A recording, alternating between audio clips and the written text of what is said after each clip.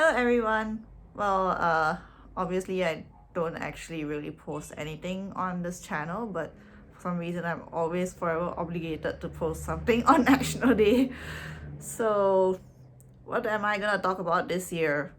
Well, since I've been living in Brisbane for a year about now, almost a year, I thought, okay, well, what stuff that people, Singaporeans who live overseas face, supposedly, and what makes us miss our dear Singapore so dearly. So, yeah, the first thing is, of course, the weather. I know some people actually escape Singapore because they don't like the hot weather, but believe me, I would prefer that to the cold weather in some of the countries overseas. I have definitely traveled to Europe and other places which are cold, and now after staying through an entire winter, okay, actually the winter hasn't even ended here yet, but it is finally becoming less annoying. But honestly, it's such a different experience staying in a place where there's winter compared to visiting a place when it is cold. And yeah, the observation that I find is I end up talking more about the weather because it is cold and there's some variety in the weather and I have to think about it every day. Whereas in Singapore, it's either rain or sun. The only thing you need to worry about is umbrellas. And actually, another reason is because of how transport works here as compared to Singapore, which I will cover later on. And yeah, in general, well, you talk more about the weather, and cold weather sucks. That's pretty much it. It's just a lot of variability.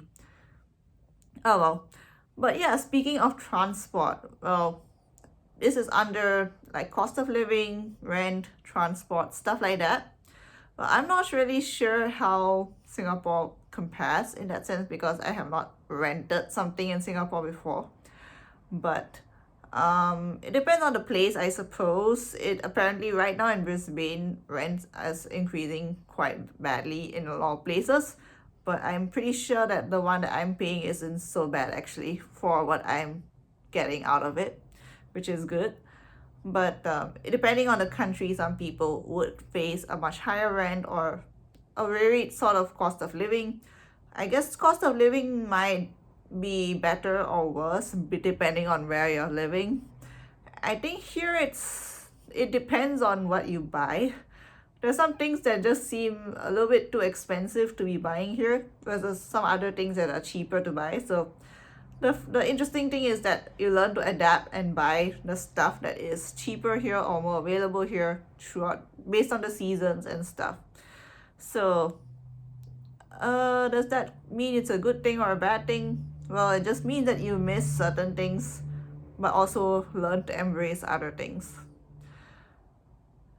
As for the transport, well, that is one place in which Singapore is obviously better because Singapore has such a great public transport system that you could go around not even walking all that much just because you can take a train and a bus from your point A to your point B very cleanly.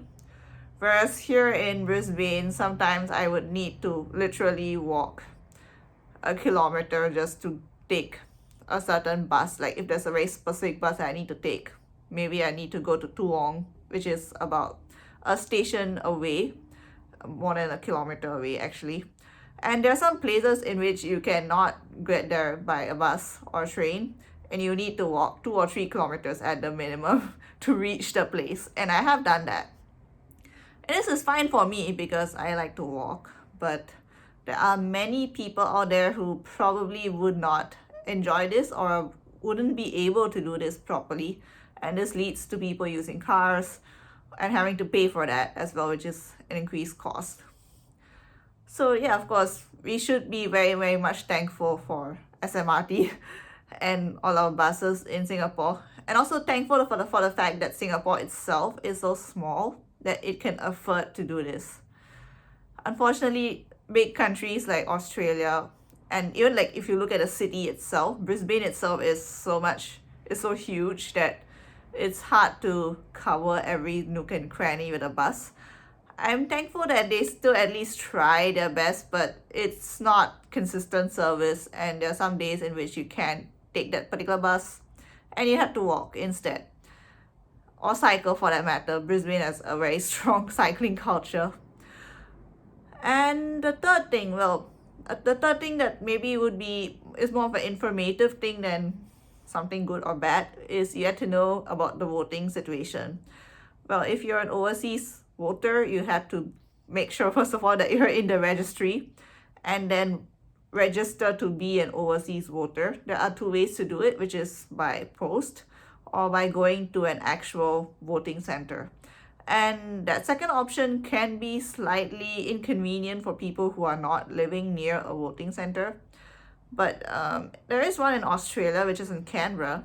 I mean, I might as well use that excuse to go there.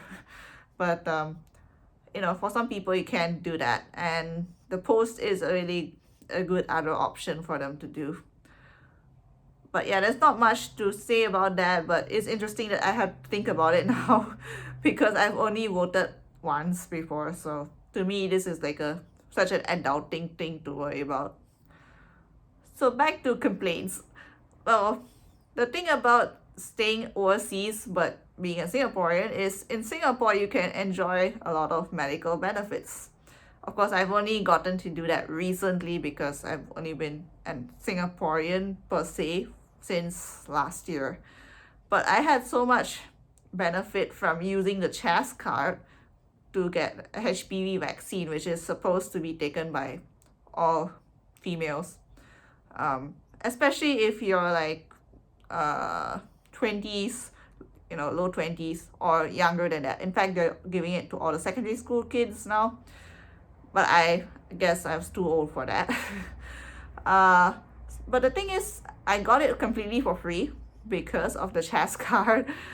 And meanwhile, here in Brisbane, when I have this insurance that's provided by my university, and that is great, but it is so limited in how I can use it. I literally have a GP right next door to my place, but if I go there, I will have to pay the fare for an appointment.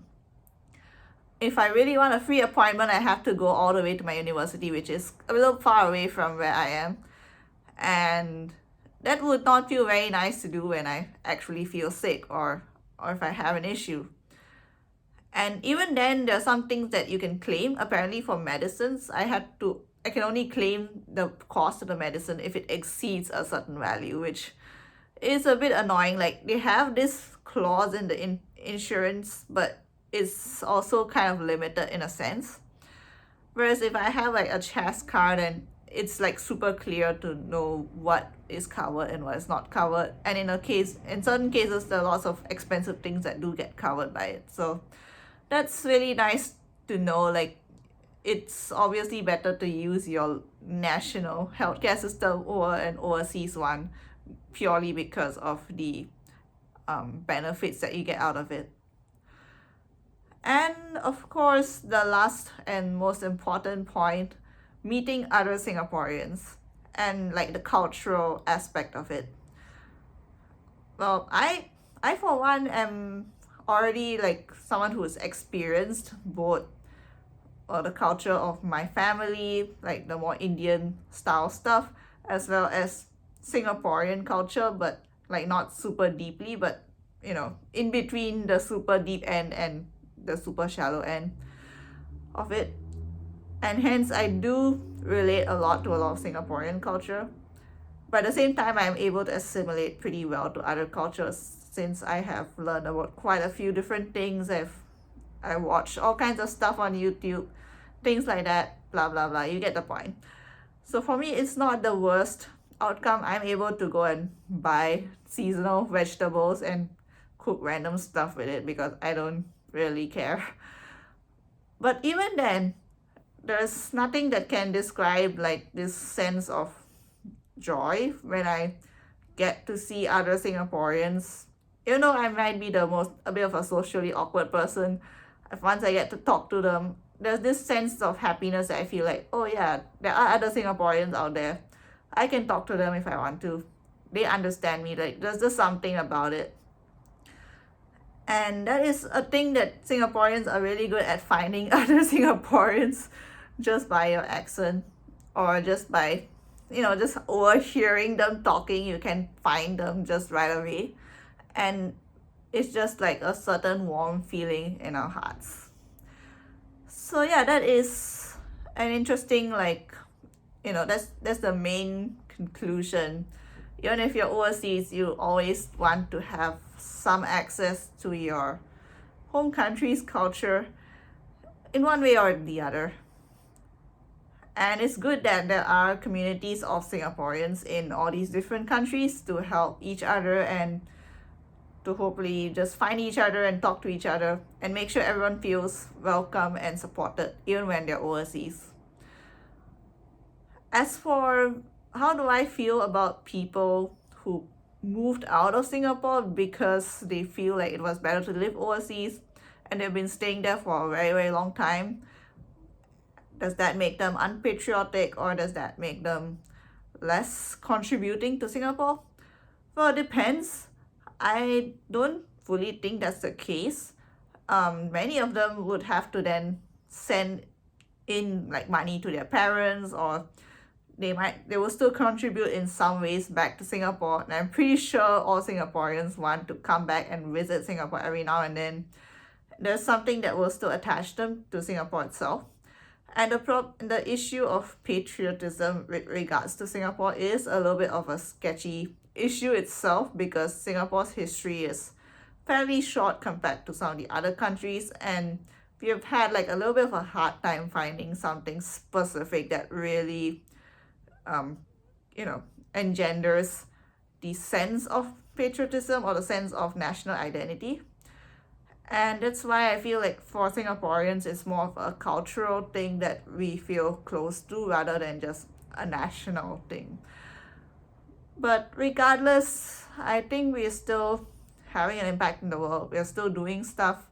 And as long as we, represent Singapore internationally, I think we are still being like patriots in a way, or at least representatives of Singapore in a way. And with that, I would like to probably wish Singapore a happy 59th birthday.